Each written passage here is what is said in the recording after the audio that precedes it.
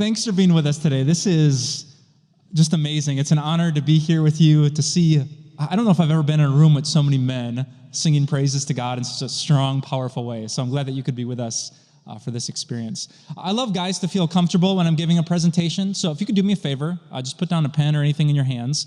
Just hold hands with the guys next to you. And just share, all right? That's all. Okay, now I like to set the bar really low when I start talking, so by the end you're like, yeah, that got better as it went along. So grateful to be here today. I want to introduce myself really quickly. I'm going to talk to you a lot today about happiness, and so I want to share with you some of the things that make me happy. I'm a married man of 13 years. There's my wife Kim in the bottom corner.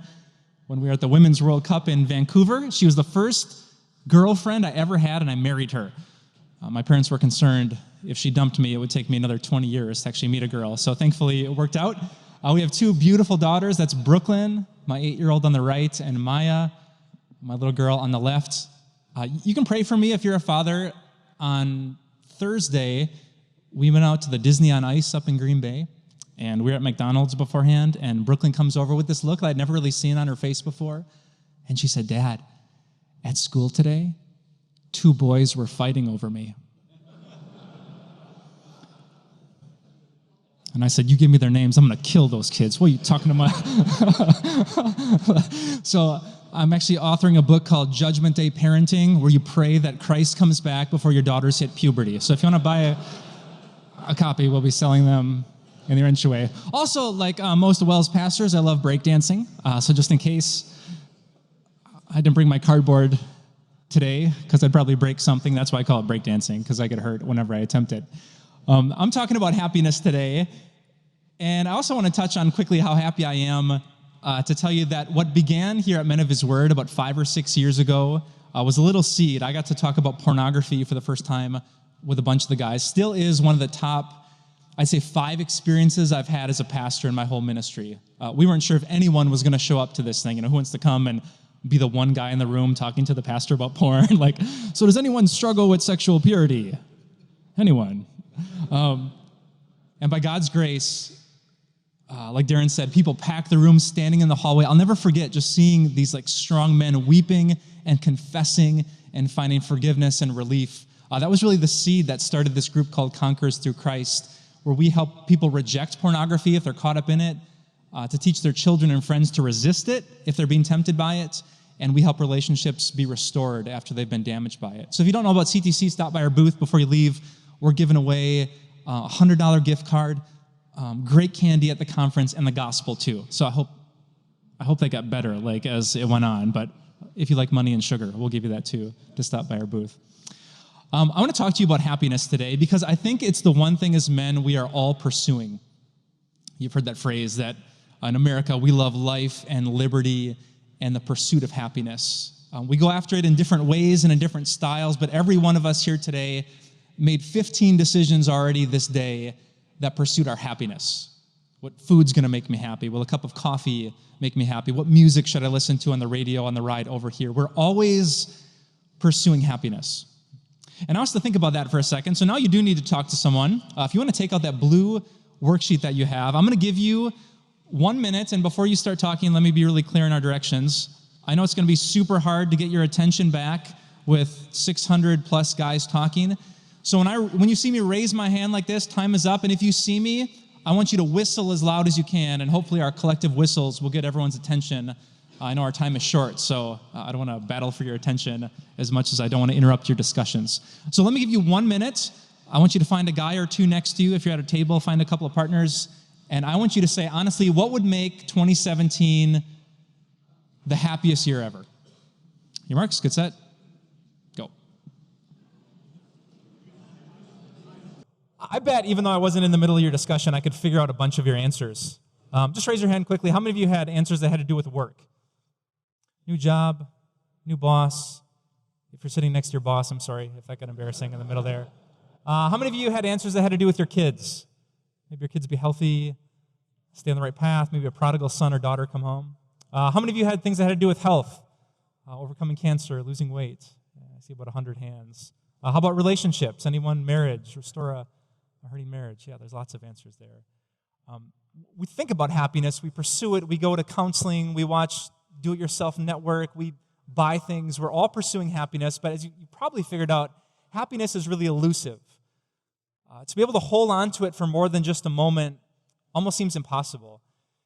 And someone who picked up on this wasn't a Christian man. He was a philosopher and a writer named David Foster Wallace. Actually, Benj, the guitar player for Koine, told me about him a year or two ago because Wallace gave this very famous speech, commencement speech at Kenyon College, and he was trying to tell these young men and women who are about to graduate that if you think just getting your job in your field and making more money than you've ever made before is going to make you happy and be satisfied, you might want to think again. There's a little about 4-minute clip of probably the highlights of his speech I want to show you today as this man tells us the sobering truth about pursuing happiness in this life. Take a look. There are these 2 young fish swimming along, and they happen to meet an older fish swimming the other way, who nods at them and says, "Morning, boys, how's the water?" And the 2 young fish swim on for a bit, and then eventually one of them looks over at the other and goes, "What the hell is water?" The point of the fish story is merely that the most obvious, important realities are often the ones that are hardest to see and talk about. Stated as an English sentence, of course, this is just a banal platitude.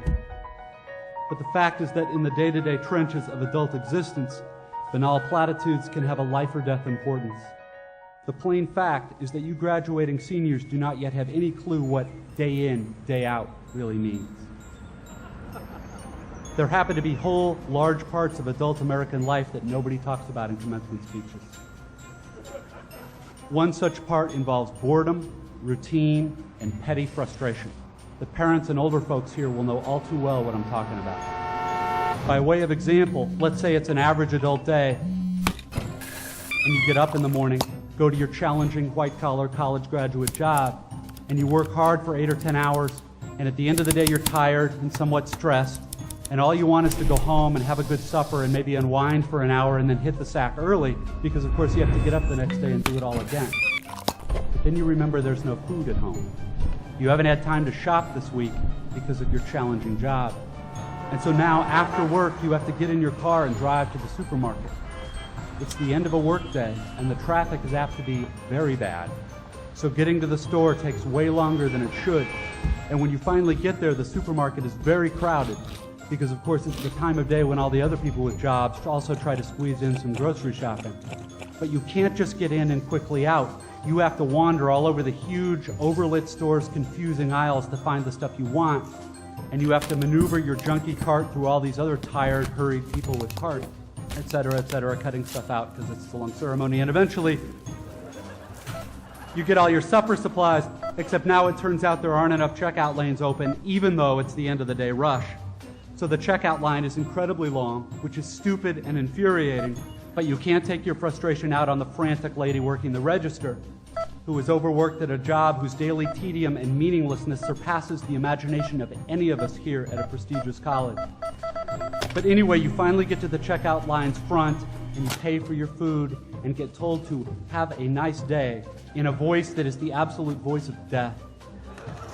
And then you have to take your creepy, flimsy plastic bags of groceries in your cart with the one crazy wheel that pulls maddeningly to the left, all the way out through the crowded, bumpy, littery parking lot, and then you have to drive all the way home through slow, heavy, SUV-intensive rush hour traffic, et cetera. Everyone here has done this, of course, but it hasn't yet been part of you graduates' actual life routine, day after week, after month, after year. But it will be. And many more dreary, annoying, seemingly meaningless routines besides. But that is not the point. The point is that petty, frustrating crap like this is exactly where the work of choosing is going to come in.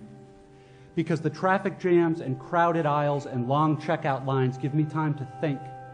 And if I don't make a conscious decision about how to think and what to pay attention to, I'm going to be pissed and miserable every time I have to shop.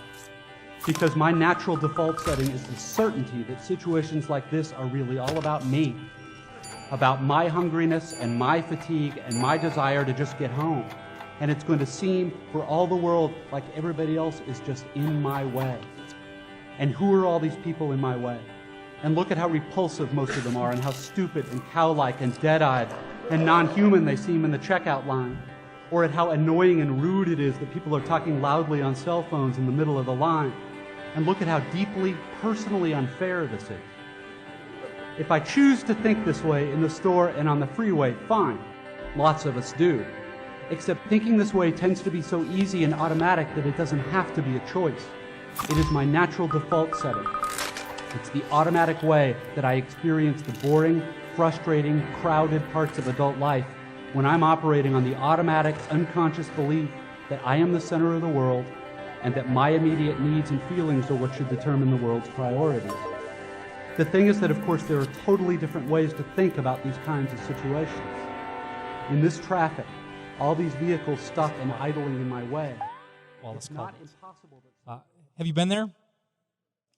The day in, day out, week after week, and month after month, and year after year, and what you thought was going to be the key to happiness that you pursued, the degree, the job, the relationship, the family, you get into the middle of it, and it's not exactly everything that you thought it would be. It's interesting, Wallace was an atheist, as far as I could tell, and despite giving this incredibly popular commencement speech about you need to think differently and don't fall into this default setting, you have to choose a different way to find meaning and satisfaction, he never found it. In fact, a few years after the speech, Wallace killed himself. So today, what I want to do for you is give you something better than just food for thought. What I want to do is give you the one path the Bible talks about to find deep contentment, lasting satisfaction, and what the Bible calls the fullness of gladness and joy. Because Wallace was right. If you don't intentionally choose the right way to think, you're going to miss out on the kind of life that God wants you to have, not just as the rope goes on forever and ever, but right here and right now. So that's my goal for all of us today. If you're filling in blanks on your worksheets, here's my big goal for the next half hour. To choose the best path to happiness. Everyone's choosing a path. I want to show you God's.